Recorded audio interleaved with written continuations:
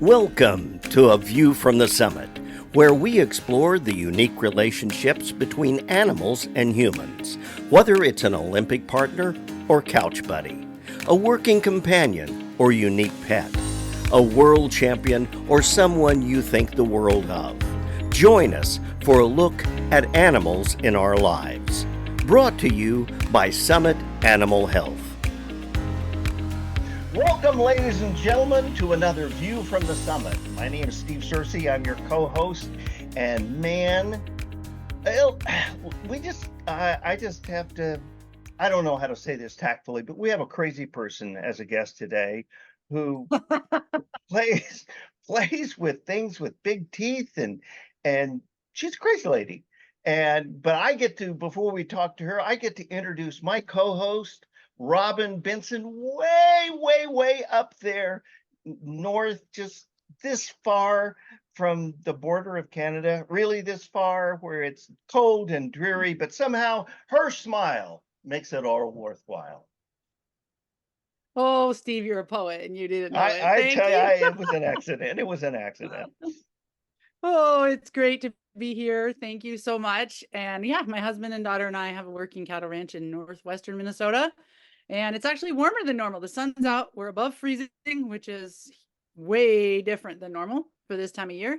And I am so excited to be here and can't wait to visit with you, Savannah. This is a big treat for me as well. For those of you listening or watching, we broadcast it on YouTube and Spotify. So if you want to watch us, you can see it on YouTube. But I get to meet Savannah today for the first time too. And one of my favorite parts about this podcast is, first of all, we are like unscripted. So this is real, people. Like what you're going to hear is us talking. And what's always amazing to me is every single episode, first of all, may not go like we planned. And second of all, is always better than we planned, because we're all here to discuss and share connections with animals of some unique fashion or form or excitement, or uniqueness. And it's always beautiful and exciting and amazing. So Steve, I know, Savannah, you're sitting here looking at us and we're talking all around you, but Steve's going to officially introduce you because this is really cool. I get to introduce Savannah Boan, who is one of, I would say, the world's leading authorities on reptilian. And that means she plays with alligators all day. Now, if that's not sick, I don't know what is. Welcome, Savannah. Thank you so much. Thanks for having me on your podcast. This is great. Well, we hope Well, it is. I know that I have, just to show you how much time I have to waste, I have looked at so many videos where you're walking around and talking and patting alligators under the chin. We talk a lot about connections here. Can you really make a connection with an alligator? You know, it's a really interesting question. And so science will say one thing, and I will probably say something a little bit different than that. So my answer to that is absolutely yes. But everything you read and everything you research is going to tell you absolutely no. But I have a great friend who's a crocodile. He's a conservation biologist, and his name is Ram Whitaker. And he works in India with the gharial and the mugger crocodiles, and they have a place called Madras Crocodile Bank. And when he came to Florida, I took him around and I showed him all my favorite animals, which is what you do, right? And I said, so what do you think? Like, what do you think about this? And he was like, absolutely 100%. You and this crocodile have a relationship. But what you always have to remember, Savannah, is you don't know what his terms are. Like, you don't know what his terms are of the relationship. So, which is absolutely true. I mean, I love working with animals. They're my favorite. I love crocodilians. They're my favorite. But I love all animals. And that is definitely something that I always remember. I mean, there was another part to that story, but that I'm just going to cut it short on the part that I want you guys to hear. But yeah, absolutely. Like all of our alligators and crocodiles here at Gatorland, they have favorite people, just like we have favorite animals. Some of them enjoy interacting with us. Some of them do not. And the ones that seem to enjoy it, like we you know, kind of focus on those. And the ones that aren't interested, we kind of let them be and do whatever they want to do. So it's like sometimes I like nachos and sometimes I don't. In other words, I always I like want an nachos. hors d'oeuvre, I want an hors d'oeuvre, or I don't. Is that the relationship you're talking about? Oh, funny. Funny. Well, So, Savannah, for our listeners and our viewers, tell us a little bit about you, like just the nuts and bolts. Like, how did you get started with Crocodilians? How did you get, you loved animals forever, you said. So how did that start? And then how did it transition to where you are? So I grew up in a really small town in South Carolina, and most of my friends were animals. I was very shy, not like now, but when I was growing up, I was very shy. Really small town, didn't have a lot of friends. So, you know, and I think that's with not everybody, but a lot of animal people find like solace in animals, and I absolutely did. And you know, we always had dogs growing up, or chickens, or ducks, or rabbits, or something like that as pets. And but I was always fascinated by crocodilians. Like I always wanted to be as close to them as possible. I mean, it really is like working with a huge live dinosaur. So who gets to work with dinosaurs and talk about dinosaurs when they're a grown up? That's me. I love it. So you get to do this every day. So what do you do? Like Gatorland, like tell us about how, you know, So I have two positions. crocodile. My one position, which is my most important position, is I am the international ambassador for Gatorland Global Conservation, which is a conservation entity that we have at Gatorland, and it is completely fueled through our social media revenue. So that money comes in and I don't even see it. It goes to Gatorland. And then there are projects that we work with throughout the world. So when there are needs there, we can help them and support them financially. And also with like on the boots sort of being on the ground and helping do things like that. Now, my second and my favorite job is I'm the Crocodilian Enrichment Coordinator for Gatorland. So that's a really great term, which basically means that I get to play with alligators, come up with fun things for them to do, and enrich their lives. How fun. so, what? so you're Like what? you're like a party planner for crocodiles, right? Yes, yes, I am a party planner for crocodiles. If we're a crocodile and you're bringing a party, what are we doing today? So sometimes when it's the summertime in Florida, we'll make these big, huge like barges of ice, and our lakes are always really warm. So we'll put like meat in it, we'll put fish in it, chicken in it. Sometimes if we get a feral hog, we can freeze hog legs into it, and then we'll float it out in the water. They don't know what that is, because if you're an alligator, you never felt ice before, you don't even know what that is. So that's a really cool sort of stimulating thing for them to feel for the first time. And then as the water, because it's warm, starts to melt away the ice, there's meat inside. So then they also get to like, you know, pull the meat, do some death rolls, and that's like exercising their body, exercising their jaw muscles, things like that. And then, you know, once it's all melted away, then they get to eat the meat that was inside. So that's a really fun activity for them to do. I can see the difference in their eyes and their attitude when they get it or when they're near it. So like, when an alligator and crocodile gets excited, it's very hard to tell unless you watch them all the time, but their eyes do light up just like people's, like a little kid in a candy store. Wow, that's kind of scary if you think about it.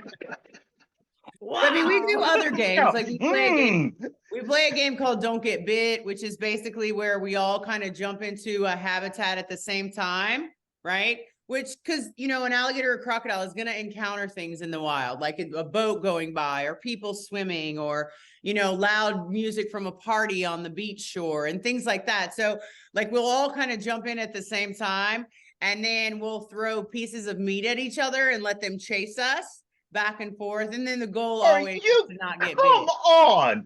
You've got to be, you're not serious. Absolutely serious. So like, obviously you're an adrenaline junkie. What do you do in your off time? Like how can you top that? Like, You for know, my I job, really don't do, play- I really, I really don't do anything in my off time. And when I do have like vacation time, I always go to a place where there's someone I know or someone I want to meet and learn from that works with crocodiles. Last year, I spend every August in Australia up in the Northern Territory. And so that's the place where all the big salties are, right? And so I got to go out on a boat on the Adelaide River last year, and I saw more crocodiles than I've ever seen in my life. And one of them even chased us in the boat. So it's and that's my vacation. So it was super fun. So the potential of being a croc aperitif is your idea of fun, huh? Wow. I mean, it really like it's like playing with dinosaurs. That's really like the only way I can explain it. Like it's just, you know, when you see something that's that powerful, right? In its place where it lives, and like you have any sort of ability to interact with it. And what a lot of people don't know is that crocodiles and alligators both, like, they're very communicative. Like some of it we can hear and some of it we can't, but they're always having conversations with each other. So, you know, if you see a bunch of crocodiles together and then something happens, you know that one of them has said something to the other one, especially if it's a big male croc. And we can't really hear it because it's like this really like low frequency that our ears don't pick up, but they pick up from each other. So even when I'm watching them have conversations with each other, it's just fascinating to me. You don't speak So how did you crocodile. start? Like you always, whoops, Steve. You don't speak crocodile or alligator. I do. Yeah. Mm-hmm. So how did you always were fascinated by alligators and crocodiles? Right. How did you how did you get really in depth? Like what were some of your first experiences diving into the knowledge piece or the personal exposure? Did you have a degree in it? Did you apprentice? Did you just jump on in and get a job? So I don't have a degree. I wish that I did, but like, I'm also not going to go back to school to learn how to do the thing I'm already doing effectively. But you know, I grew up in a different time. And so I just worked really hard. I volunteered everywhere I could volunteer. I listened to everyone tell me everything. I read every book I could read. Even some of the books where every other word I would have to look up. I worked at a reptile zoo in California for a long time with big pythons. They had 3 alligators, but mostly like big pythons, big monitor lizards, all different sorts of turtles, tortoises, snakes, things like that. Some of the biggest snakes in the world live there. And so I got a really, really strong sort of reptile background from that experience. And then I always wanted to work at Gatorland because I came here when I was young and I was just blown away at how big this park is. It's 125 acres. And how amazing and big the animals are here and how they do training here. And, you know, they do training for like vet visits and things like that. And so I always wanted to work here. So I started applying to Gatorland while I was working at the reptile zoo. And I applied for 7 years before I got my job here because no one really understood what I wanted to do. But like, now they see it. So it's been a wonderful, wonderful relationship since then. That's great. And recently you did kind of a alligator philanthropic thing with Jolene. Yes. Yes. Do you want to fill everybody in on Jolene and what you guys did?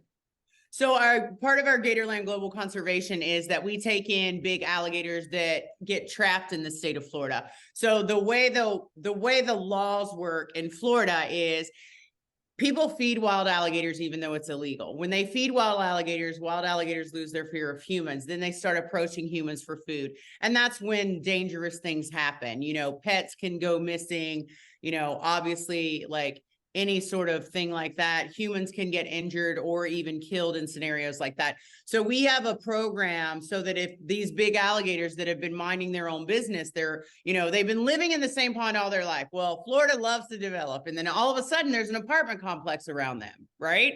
And they don't know that, like they don't know what's going on. And then some kids move in from up north and then they start feeding the alligators. Well, in the state of Florida, when they get trapped, generally they are euthanized or sold off for meat, hide, or to a hunting camp. And so what we do is we try to work with the trappers in Florida And those trappers will bring us those big animals, and then we'll pay the trappers more than the value of the meat, skin, and hide, the meat and hide, so that they can live out their life here in alligator paradise. Now, Jolene was a special story in that she's an alligator with no top jaw. Her jaw, we don't know exactly how it ended up missing, either a machete, that someone hit her with a machete on the top jaw, or boat propeller. It could have been another animal, but usually that doesn't happen when they're very young like that. Usually if there's that big of an injury, it's an older, like big male alligator war. So someone snapped a photo of her up north of Orlando, and the photo went viral. And so then FWC assigned a trapper to that specific animal. And when he went out and trapped it, the trapper's name was Jerry. And when Jerry went out and trapped it, he felt really bad for it and, wanted to bring it to the best place for alligators and crocodiles. So he brought it to us on September 15th. And then we've been nursing her back to health and, teaching her how to eat from us, because we don't know how she was eating when she was still wild. But we do know that she was severely underweight. She also had worms. So we've cleared up her worms our vet has cleared up our worms. We've taught her how to eat from us, which is a really big trust issue, because if she doesn't have her nose, she can't smell. So she doesn't really know what I'm putting on her tongue, because her sinuses are gone. And so that's crazy. She had to develop a level of trust with me to know that what I'm putting on her tongue was okay to swallow, which was very difficult at first. But now she eats like a champ. She's gained 3 pounds since she's been here, and she's doing really great. And we just put her in our baby gator marsh. She can't be with regular sized alligators because they could injure her, but the babies can't, and she can't injure them. So it's works out really beautifully. It's definitely a success story. And how often do you have to feed her? So alligators and crocodiles don't eat as much as people think they do. Like a wild alligator in the state of Florida could go a year and eat maybe 10 times, or, even less than that. They control their own metabolism. Now, that doesn't mean they don't want to eat more. It just means that they can survive that way. So, Jolene's injury was already healed by the time she got here, which is a miracle that it healed itself up. But alligators are very resilient that way. And, so we offer our alligators here at Gatorland food every day. If they want to come eat, they can come eat. If they don't want to come eat, they don't have to come eat. And then, we kind of watch them all the time. And if we see any that maybe aren't eating as much, or we notice that some aren't there, or we see anyone losing weight, then we can go out and we can spot feed them individually. That is cool. How smart are alligators? Way smarter than we could ever imagine. Well, give me an idea. Are they smarter than a wiener dog or what? I mean, how? So I think they're really smart. Like, they definitely recognize people. They recognize faces. If they can see color. So if we're going into feed, we use one color bucket. If we're going into clean, we use another color. They immediately know the difference. And so they're not excited about, if we're bringing the cleaning bucket out. Them being able to communicate with each other is another indication of how smart they may be. Maybe they're just not smart like we humans think they should be. Science will say they have the brain the size of a pea and they can't learn things, but I have found that in my experience to absolutely not be true. I think they're very, very intelligent. But again, also don't know what their terms are of our relationship. So there are some that I can work with every day, and I know what they're going to do and they know what I'm going to do, and it works out smoothly. But, I never trust them. I will say that. I trust my judgment in watching their body posture and how they're behaving. I don't trust them at all. Which doesn't mean that they really want to hurt me. It just means they do what alligators do, and alligators bite. In order to figure out what things are, how babies put things in their mouth. Yeah. Alligators and crocodiles do the same thing, except they got a bunch of teeth in there. Right? So that is like an understatement. They're just little babies with a bunch of teeth. But tell us a little bit, one of your favorite stories that shows you like, wow, this croc is smart. Like, holy cow. I can't So believe I just witnessed. my favorite alligator is an alligator named Jaws. And Jaws is not a very pretty alligator, and he's not a very big alligator, but he's an older alligator and he lives at the park. And so around Christmas time every year, we do something called Vlogmas on YouTube.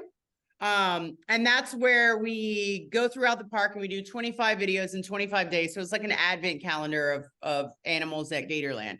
And so the first year that we did it, I never really paid that much attention to Jaws. But the first year that we did it, everywhere we would go, like, so there's a big breeding marsh, which is basically like a big, huge wetland. But everywhere we would go to try to film, he would come to the spot where we were filming. He would ruin everything we were doing, and then he would leave. So he wasn't coming for food. He wasn't coming for interaction. And we couldn't figure out why he kept doing that over and over and over so many times.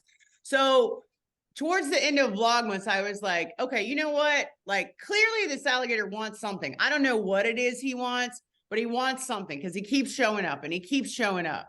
And so what we found is that Jaws very much likes attention. He was a crazy alligator. He would chase us. Like he doesn't even have any fingers on one of his hands, but he would chase us everywhere and just be crazy, like knock cameras over, knock buckets over. Like, so observing Jaws and seeing that there was something that he obviously wanted, but I don't know what it was. So I started working with him individually, like off to the side when other things would be going on, and paying more special attention to him. And he kind of became like this really strange sort of attention hound of an alligator. And then he started to like feel himself, like feel a lot about himself. And this is my understanding, and it's a little bit anthropomorphification, but that's okay. Because I do that, and I don't think anything's wrong with that. Science will say no, but that's all right too. So once he kind of got full of himself, right? And again, he's not a big alligator. He started getting in fights with all the other alligators, all the big alligators. Like he would start fighting them. Like every territory was his territory, and like he just ruled the world. So when that started happening and we were watching it happen, like a couple times he got hit in the head by like another bigger alligator. And I was standing on the shore, and of course I can't get to him, but I would be like, oh my gosh, he's never going to come up from that. Like he's going to have a concussion, which can happen when crocodiles and alligators fight. Like he's never going to come up, but he's very stubborn, and he would come back up and just bite that alligator again. And so we have had to move him out of the breeding marsh into his own little kind of bachelor pad. And so now he lives by himself. So now he definitely thinks, like, when we're not interacting with him, he sulks. He sits at the fence. He's mad because he can't go out. He's mad because he can't go out there and fight the other alligators. Like, that's a thing for him. But he's learned a lot, and he's slowed down, and he's not quite as vicious as he used to be. We've given him 3 different girlfriends. Every one of them crawls out. Like it's back into the same area, but we'll put him in there so he'll have a girlfriend. And I guess they don't like him because, like I said, he's not a very handsome alligator, and they'll just crawl right back out over the fence. So it's been very difficult to find him someone who will share time with him. But I try to go and spend time with him at least once or twice a week and just hang out with him, and we'll just share space. So that's one of my examples. Oh my gosh, that's fantastic. You spoiled him. That's what you did. You spoiled him. The ones that are my favorites are definitely on the hot list for being the most spoiled alligators and crocodiles in Gatorland. Oh my gosh, that is so funny. I love it. And so one of the things, going back to what you said, like you didn't have a degree, but you just got the experience. You Right. also had a vision drive. And so one of the things we have heard over and over on this show in very many ways, with horses, with zebras, with cats, with whatever critter, is a person has some kind of like burning drive vision that they just go after it, and they're self-driven and don't give up, and you're tenacious and you just keep working for it. And kudos to you. And hopefully viewers and listeners pick up on the fact that it doesn't matter what it is you want to do and how you start. Just don't give up, because if it's driving and burning inside of you, like obviously you found your sweet spot, right? Right. And it's beautiful. Like, it's just one of the things I love about sharing these stories. You see people who are doing something that's different, but it's so fulfilling. And it provides not just fulfillment for you, but for the gators and the crocs and the ones you save and the people that come. And it's just amazing to me. So tell us about a connection. Like, I want to hear, obviously you build relationships with these critters. Right. So other than Jaws, a connection you have that, I mean, some people may say, they're just giant dinosaurs and you can't possibly connect with them, but you have connected, and animals are special that way. Tell us about a story where they've like responded to you in a way that's unique to you, where you're like their person.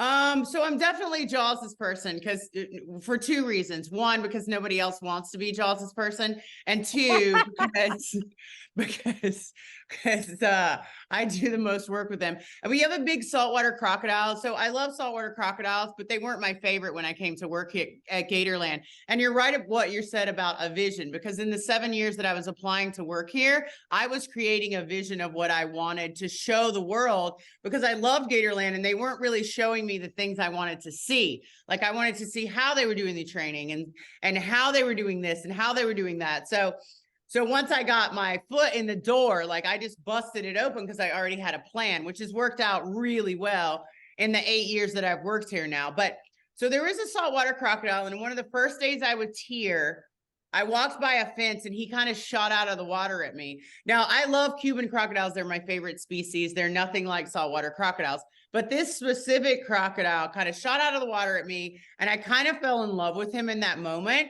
So he is definitely a dangerous animal. Let me say that. He's probably one of the most dangerous animals in this park. And he's had the same feeder trainer for like 17 years. And usually when that happens, like, he's kind of locked into that person. His name's Mike. He's locked into Mike for one reason. So since I've been working with Dundee, and it started with me just sitting by the fence and him being by the fence and not doing anything other than sharing time and space. Because crocodiles are really weird like that, And so as time went on and we got more familiar and I watched and I learned how they feed everything at Gatorland. So we transitioned that into Dundee, right? So he already knew me, like, he had a rotten tooth. He let me pull with a pair of tongs before, which was really weird, but I think it was getting infected and I just kind of saw it haphazardly. And so there were some weird moments where, like, he would sit at the fence and he would make noises, like noises that I could hear, but also I don't, at the time I didn't speak crocodile like I do now. So he would sit at the fence and make these interesting noises, like, so I don't know what he's saying, but I can make that sound too. So we would kind of sit facing each other and we would make these sounds to each other. Now, I don't know what I was saying and I don't know what he was saying, but we were definitely having a conversation. So on the first day that I tried to feed him myself, I remember, like, Mike went in because Mike is his trainer and he walks differently towards Mike than he walks towards me. Like, the ferocity in his gait is completely different. Like, if you know how a horse will run to one person differently than it'll run to another one. Same thing with crocodile. And when he turned and Mike had gone off to the side and I was the feeder, he immediately stopped. Like, because he didn't understand what was happening in that moment. And he stopped and I was terrified, right? Because it's my first time. And he also knew that it was my first time. So instead of just approaching me like he would approach Mike, he did this weird little, like, hop, like I'm going to make you flinch, right? And then I got scared and ran out, which was the wrong thing to do. I should have stood my ground, but I didn't because I was too scared. And then the second time we tried it, he did the same thing, like a bunny hop, like, are you gonna go? I'm like a flinch. And then the second time I did it wrong too. So it only takes 3 times till a crocodile learns something. So now he's learned that I'm gonna drop the food, scream, and leave. So on the third time, I stood my ground, and he kind of, like, after he tried to make me flinch, he kind of stopped again, and he kind of, like, you can see him thinking, like when you see a bird thinking. And then he jumped at me again. Like, so he did it 2 times. On the third time. And then after that, he was very cautious in how he was approaching again, because it was his first time eating from me too. So then it's worked out that, like, I'm able to feed him in the way that he walks slower towards me than he walks towards the other person that was his primary feeder before. So now we work with him together. But now I can absolutely, like, if Mike goes in, he'll lunge out of the water, crazy, try to bite him. If I walk in and try to get him to come out of the water, he's just like, she's not going to make me do that, so I ain't going to do it. Like, he'll just stay in the water. And I'll be like, get out here right now. And he'll be like, nah, she's not going to make me get out of the water. So how would Mike make him get out of the water? Like, you can't. He has an aggression. He has an aggression when he hears Mike's voice that comes out, that doesn't come out when it's me. Okay. So it's like, so I think crocodiles have different modalities, right? Like, obviously, if they're scared, if they're panicked, if they're super hungry, which none of our animals are, you know, they're like raging, right? But then there are these other times where that's not the primary focus. So I watched this study in Australia where they did, like, they put electrical volts in a tractor tire, right? And so the crocodiles that would come, and they put a piece of chicken inside the tractor tire because they were trying to do, like, keep them away from a beach. So they hung it on the beach, and they would ring a bell, right? So they were trying to condition them to know when they heard a bell, go away. So the crocodiles that just raged up against the tire and bit down on it, the voltage didn't affect them at all. Like, they would just stay attached to it and snatch it away.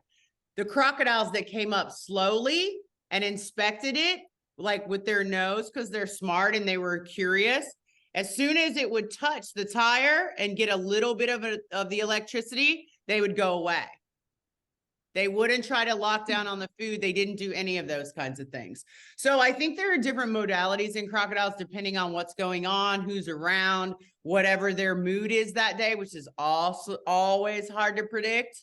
But you know, we get to see them every day, so it's a little bit easier for us than it would be for a normal person.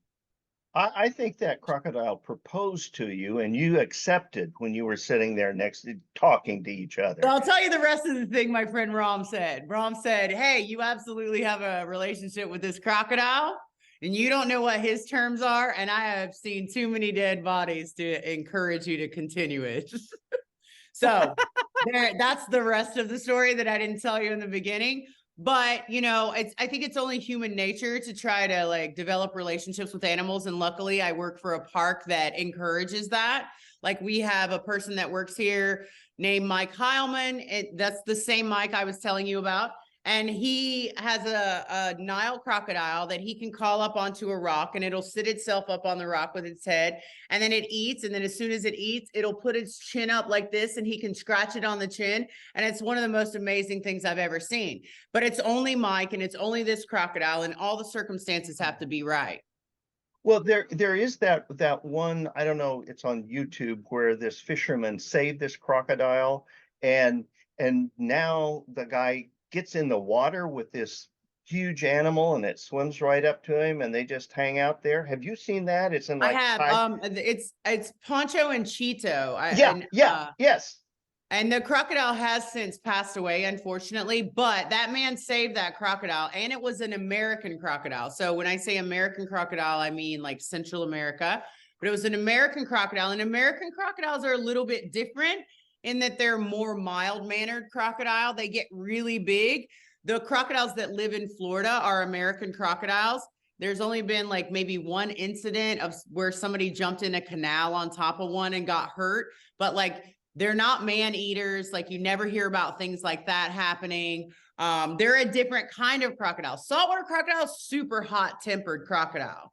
So when I used to, where his habitat is, So we have keys we carry with us all the time that jingle. And I have a big hat that I wear every day. So when I started this relationship with this one crocodile, his name is Dundee, I would park my Jeep at the back of the park. And every day I would close the door. And as soon as I would close the door, because we have cameras too, and I would walk up the railroad tracks, he would already be sitting at the fence, right? Because he has nothing but time.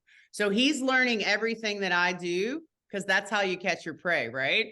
So he could hear my door close. He could move himself to the fence so that by the time I passed his habitat, he was already there sitting and waiting to see if I was going to give him anything, if I was going to do anything with him, any of those kinds of things.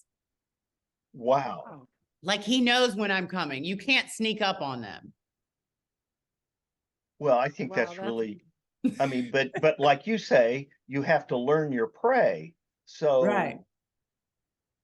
And there's been a couple of times I don't really like to talk about where I think if he really wanted to get me, he could have, but he was like, nah, I'll let her slide this time. She knows she messed up. I don't have any mustard with me or ketchup, so forget it. Wow. What's your most exciting or dangerous encounter with one of these? Not necessarily at the park, but as you travel around the world, have you really truly been frightened at any moment? Last year in Australia, I was really truly frightened. It was a big crocodile about the size of Dundee, and when I say that, I mean like 14, 15 feet. It was on the bank. We were in a very small boat, and when we pulled up to see the crocodile, because it was kind of behind like a bunch of trees, so you couldn't see it that well, so we couldn't tell how big it was. So I was in the front of the boat because I was trying to film it.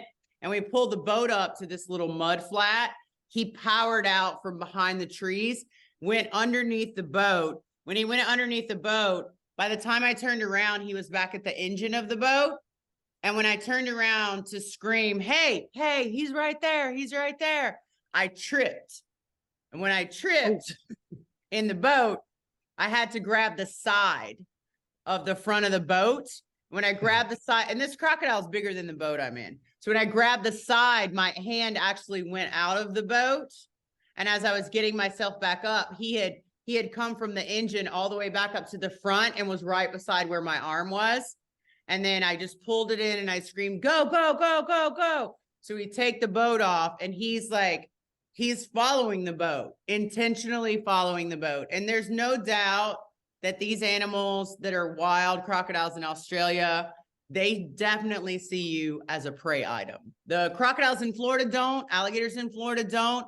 The ones in Australia, they want to eat you. Make no mistake. Whoa. Wow. That got me scared just hearing the story. My heart's beating just hearing the story. Are you kidding me? It was crazy. And like the sun was going down and I was like, go, go. Wow. Oh my goodness. So you're making a movie about all this, right? Oh my God. Yeah. Like seriously, your level of expectation for thrills is so far beyond what most of us live that it's just really amazing to me. I mean, you do it every day and like Dundee jumping and it was at you, unexpected too. Like we pulled up on a bunch of mud flats. Like none of the crocodiles did that because they were sunning for the day, right? Like none of them did that. It was just this particular one. Just, I don't know. I don't know what he was upset about. Maybe us being there, but that's what he decided to do. So you come he to messed work. up his siesta. You come to work every day. You certainly have to have a high level of focus, and are present all the time. I mean, you just can't go through the motions with your job because I mean, you got to be on your game all the time, or someone could get hurt. If I feel bad when I come into work, or if I have like bad vibes for whatever reason, whatever we were planning on doing or filming, I'll just say no. It happened the other day. The other day I was here and I just felt like something wasn't right and we were going to do some stuff. And I was like, you know what? Like, I don't think today's the day for that. Like, I don't feel good about that and I have to trust my gut instinct on that, right? Because all of this is very primal, right? Like they're primal and I've had to learn to trust my gut instinct more than and what we were going to do wasn't that dangerous of a scenario, but for something was telling me no, and I have to respect that every time. Whoa, Because they know when you're off. They're always gonna know. Like if you take one step in a different direction than you normally did, they're like, she doesn't look right today. I bet I could take her out. Well, and so what, that instinct, like you're so right on, right? And any animals, like dogs will know and pick up on weird energy. Horses will know if you're off, but they're not really gonna like try and eat you for lunch. So there's Right. a whole level of having to pay attention. I know training horses, if you don't follow your gut, like if you're about ready to get on a colt for the first time and you're like, I'm not so sure he's ready, but I'll just do it. It's nice weather. We're on a schedule, whatever. Something's gonna happen. It's Absolutely. not, but with this, like you can't ignore it. Like you can never. And so that's such a great point, because have you found yourself, because of your work, when you go anywhere, do you have heightened awareness about everybody around you? I mean, I always like to think that I study human beings too, which is why I'm a bit of a hermit when I'm not working. I mean, don't get me wrong, I have tons of friends and I love everybody, but like I'm a little bit of a hermit. Like I don't but because when I'm around people, I do pick up vibes from people, and I don't know what to attribute those things to sometimes. I just have to trust that, like, well, whatever I'm feeling is real for me. And even if it's not real for them, I still feel it. So I just have to go with my gut instinct. And 99% of the time, it's pretty much right. Every now and then I miss the mark, but it's like I was in Cuba, and I was at a place, and they were doing some like blood draws, like they were drawing blood from all these crocodiles for a conservation project. And as I was leaving that day, in this one area, I could see them talking to each other. Now, Cuban crocodiles are probably the smartest of all the crocodile species, and they're definitely my favorite because of that. And they were kind of all herded up in the corner, and I was like, something's not right about that. Something's going to be different tomorrow morning when we get here, right? And so the next day when we got there, we were walking down to the site where we were doing all the blood draws, and they were like, you can't go down there. And I was like, why? And they were like, 3 of the crocodiles got out last night. And I was like, yeah, that makes sense. Because it was the same 3 that were huddled in the corner. Right. And so, basically like they started working in a different area. And I was like, well, while you guys are finishing that, like, I'm going to walk around and see if I can see where the crocodiles went. Cause they're not going to leave. They don't go far. Right. They know where their food source is. They know where the females are. They're not trying to get away. They just, wanted to be somewhere else for the time. Grass is always greener theory. So I'm walking around and I have binoculars and I can't see anything, and I can't find anything. And I have a camera with a big zoom lens. So I'm using that too to try to spot them in the swamps around, and I can't see anything. And so I'm getting really frustrated now, and it's been a couple hours, and I'm walking, and all of a sudden I felt like something punched me in the chest, right? Out of nowhere. Oh. And so I just froze in my spot, and I took my binoculars out and I looked and I couldn't see anything. And I pulled my camera out and I looked and I couldn't see anything. And I just stood there like, cause I didn't want to move, because whatever that feeling was very intense. And then I look in the water and I see a croc head come up. Now this is like probably 8-9 foot Cuban crocodile, and they gallop and they're super fast and super smart. And so I just froze in that position and I saw it come up. But had I not trusted my gut, I was walking in that same direction. Like anything could have happened. So that experience was amazing and terrifying at the same time. But yeah, like I always have to trust my gut instinct on everything. Wow. And Cuban crocodiles, I'm trying to get over the hurdle of seeing a bunch of crocodiles together having a conversation. And for some reason, Savannah, that's it's hard for me. It doesn't look like what you think. I mean, they're reading the newspaper. Welcome to Starbucks. I mean, plotting and scheming. Yeah. Well, Cuban crocodiles are notorious for hunting collectively. So they do have a hierarchy amongst them, the ones that want to be together. And so they're a little bit different in that regard. And plus the place that I was at, you never see like, you never see a group of them together, but on this special occasion, like they were always together. And I thought that was really strange. And I guess like somehow they help themselves out, right? Like they'll jump on each other's backs to get higher into trees. So that's a wild behavior that they could utilize in a different scenario if they needed to. And I think that that's what they did. So they hunt in Wow. packs. They hunt. Yes. What is it? What is a collection of alligators called? A pack? I don't know. You need to make up a word for that. I was going to, but then I was just like, no, I don't know. I mean, I think different people call them different things. I think there's a couple different names for it, but I'm not quite sure what that is. But they collectively hunt together like wolves would. I mean, yes. Yeah, like so Cuban crocodiles will have one distract and the other one cut off the gate, or like, you know, and then the other one do its thing. Like they're next level crocodiles. Like they're just like they're the smartest in the game as far as I'm concerned. Wow, that's amazing. Blown away. They're not very big. That's another thing. They don't get really big. They're critically endangered. So to date, through our Gatorland Global program, I've released over 60 back into Cuba, and they have the smallest distribution, but they found fossils from giant ground sloths with Cuban crocodile teeth marks in them. And I feel like because giant ground sloths were so big, it may have taken more than one of them to take it down. So again, like a primal behavior that they learned that they still have. Also, like alligators and our crocodiles in Florida are naturally afraid of humans, Cuban crocodiles are not at all, even the little ones. Wow. So they're pretty aggressive, bold, like intelligent hunters. Yeah, and absolutely. It makes up for their size. That's incredible. Well, Savannah, I think we could spend the next week talking to you. Yeah. You are fascinating. And would you promise to come back in a few months and talk to us again? And I mean, if you still have all your limbs and are able to move around. Yep. All your digits. You can't see them close Yeah. up because they may or may not have some scratches and bite marks, but they're all here still. There you go. That's what counts.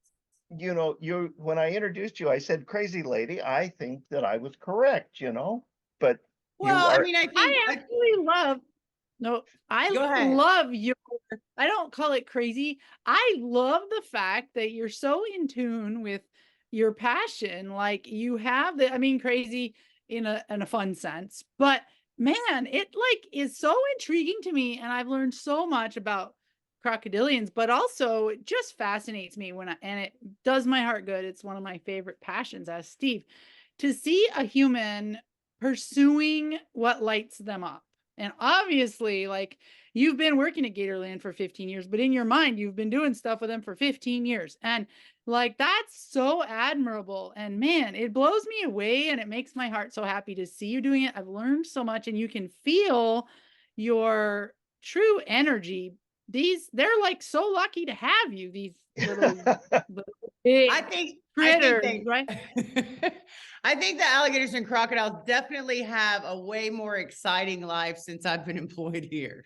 Like I think they probably used to sit around and chill a lot and eat, but now like I can walk through the park and they'll be like, uh-oh, here we go. What's she gonna do this time? So like even just that sort of area of like, you know, being excited in that we don't know what she's going to do. Is she going to get in the water? Is she going to bring food? Is she going to throw something in here? Like what's going to happen next? Like I get excited when I'm watching a sitcom and it's the next one and I'm like, ooh, what's going to happen this time? So I think they kind of feel the same way.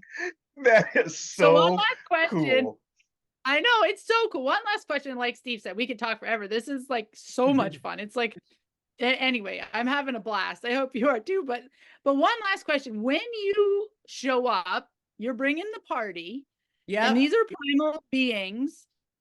If you rile them up because they're excited about whatever it is you're bringing, does it ever create an aggressive excitement that's all of a sudden like, whoa, you guys need to settle down over there. We're not having lunch here. We're playing.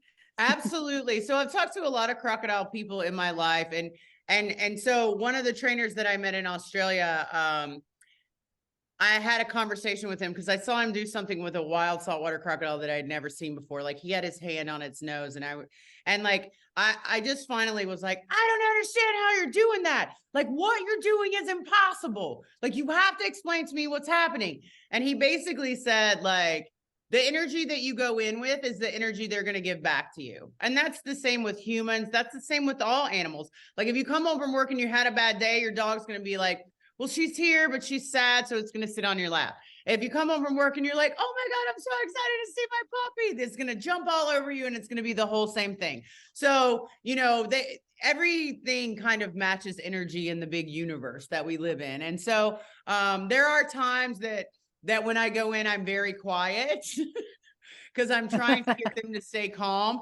Sometimes it works, sometimes it doesn't. And then there are times that I go in and I'm like, oh, and they're like, so it just depends.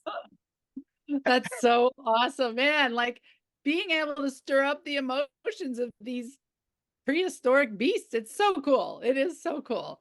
That is so fun. So tell us all the viewers, listeners about your work that you're doing internationally, how people can find out about you, how people can donate, how people can be involved or follow the, Jolene or any of these. So if you want to follow Gatorland's Facebook, it's out there, Gatorland Orlando. There's lots of information. We update it all the time. And then also you can go to Gatorland.com. I have SavannahBoan.com as well if you want to find out more about me. And then, follow us on Instagram. But most importantly for all of our conservation is if you go to our YouTube channel, it's called Gatorland Vlogs. All of that revenue goes to a good cause. You don't have to donate anything. I mean, we'll take it, but you don't have to. And, if you just watch the videos and watch the commercials, you'll get to see a lot of really cool crocodile action.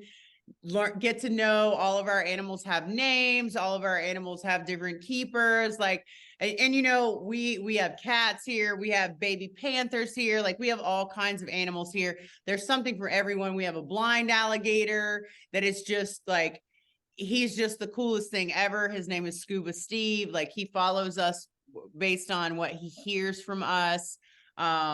We take in rescues all the time, and we're just a really good family owned and operated, Florida park, 75 years old. And, we'd love for you guys to check out some of our videos. And if you like them, subscribe, and that will be awesome. Perfect. Wow. Perfect. So fun. We'll include all the links for everybody. Go visit Savannah and Gatorland and subscribe to the YouTube channel. I'm going to my daughter's going to go nuts when I actually show her some of this. She loves that. Yes, we'll definitely share how you all can get in touch and stay in touch and follow. So fun.